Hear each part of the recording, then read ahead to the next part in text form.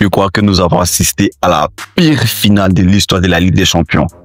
À quel moment tu payes 5-0, 5-0 dans le match le plus important de ta saison? À quel moment? Le match le plus médiatisé. Tu viens avec un effectif totalement hors forme, traumatisé psychologiquement et pas préparé à l'événement. À quel moment? Tu viens avec une équipe totalement désabusée, un coach avec totalement l'esprit ailleurs, parce que je crois que Simone Inzaghi a quasiment bouclé son transfert à Al Hilal. À quel moment tu viens avec une équipe totalement désorganisée, apeurée, limite effrayée d'être à cet événement?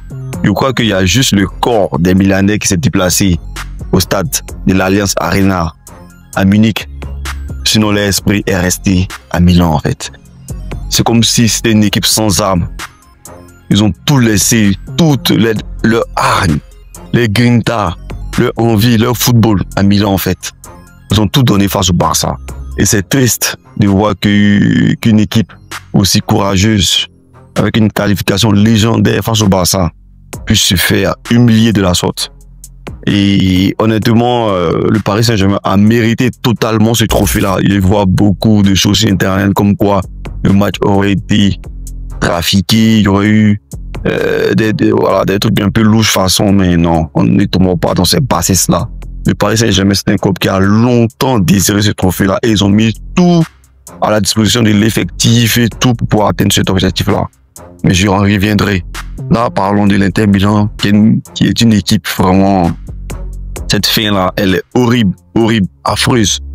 Honnêtement, j'ai été beaucoup triste. À la 75e minute, je pense que le match était quasi plié. Il n'y avait rien d'autre à faire. Et ils n'ont même pas eu cette fierté-là d'empêcher le 5e but, en fait. Voilà, parce que à 3-0, le match était plié. Et on sentait que même si on donnait une semaine de temps de jeu, l'Inter ne serait jamais revenu parce qu'il n'avait pas les ingrédients pour répondre à ce Paris Saint-Germain qui était bon dans tous les domaines, que ce soit au niveau de l'agressivité, le placement, la fluidité du jeu et vraiment le côté clutch, parce que Paris a quasiment marqué sur toutes les occasions qu'ils ont eues. Ils ont été vraiment tueurs à n'importe quel moment et toutes les attaques de Paris étaient très très très tranchantes. Il a fallu un bon sommeur pour empêcher de prendre le sac de patates, en fait. Et on a été tous subjugués face à cette finale qui était déplorable, en fait. Voilà, il n'est pas ressenti l'essence du football. Et cette finale-là ne fait honnêtement pas la publicité du football. Voilà, on a senti, on a remarqué, on a absorbé, on a observé, pardon, un gap énorme, abyssal entre le Paris Saint-Germain et l'Inter de Milan, comme si ce club n'avait pas sa place là, en fait. Or, vu du parcours, qui est la meilleure défense de la Ligue des Champions, ils auraient pu avoir une résistance beaucoup plus. Voilà, on savait que le Paris Saint-Germain allait avoir la position de balle et tout. C'était sûr, c'était connu. Mais on connaissait aussi les forces de l'Inter Milan qui étaient pistons, Dumfries et Di Marco. Mais ils ont été totalement ghost dans ce match. Et le milieu de terrain qui est l'arme fatale de ce Inter de Milan là, Calhanoglu, Barella et Mkhitaryan ont été bouffés dans le milieu de terrain. Il y avait le petit Vitinha, pardon, qui s'amusait, en fait. Il s'amusait entre les lignes, il faisait tout ce qu'il voulait. Et il y a ces joueurs expérimentés là qui n'arrivent pas à répondre. Et tactiquement,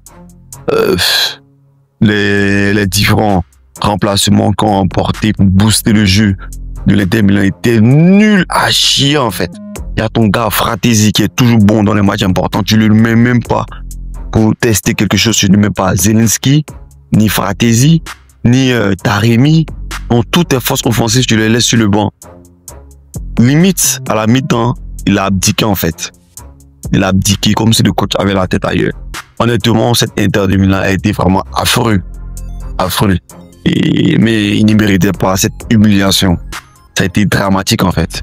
Revenons sur le bon vieux Paris Saint-Germain, ce club-là qui a mis tous les ingrédients pour atteindre ce Graal-là. Et honnêtement, félicitations au président, au propriétaire, à tous les ex-parisiens, à tout le staff, à toute l'équipe qui travaille autour de ce collectif-là depuis des années. Et franchement, on sent que cette équipe est véritablement arrivée à maturité. Cette victoire-là d'aujourd'hui est la résultante de tous les échecs et humiliations que le Paris Saint-Germain a connus dans le passé. Parce que beaucoup sont dans l'instant présent, mais ils ne savent pas qu'il a fallu des Lucas Moura, des Zlatan Ibrahimovic, des Cavani pour mettre déjà la lumière sur le club. Parce que pour jouer une finale Ligue des Champions, pour pouvoir traverser toutes ces différentes étapes-là, c'est-à-dire cas, demi et autres, il faut que tu sois un minimum reconnu, peut-être que les arbitres et tout respectent ton club pour te donner les fautes quand tu les mérites et tout. Parce que très souvent, on accuse des clubs comme le Real Madrid ou le FC Barcelone d'être avantagés. Mais ce n'est pas forcément qu'ils sont dans des arbres corruptibles et tout, non. C'est l'histoire du club, l'histoire du maillot, de l'organisation qui pèse sur le dos des arbitres, qui ressentent cette pression-là et avantage l'équipe la plus forte de façon inconsciente en fait. Et je pense que tout ce travail-là permet au Paris Saint-Germain de bénéficier de cet avantage, mais de ce respect-là au niveau des arbitres, des décisions, de tout ça qui font qu'aujourd'hui, ils jouent à armes égales avec des clubs historiques en fait. Donc, tout ça a été préparé, c'est dû à tout ce parcours-là que ça en arrive là à être respecté même dans l'arbitrage, même dans les petits détails et tout.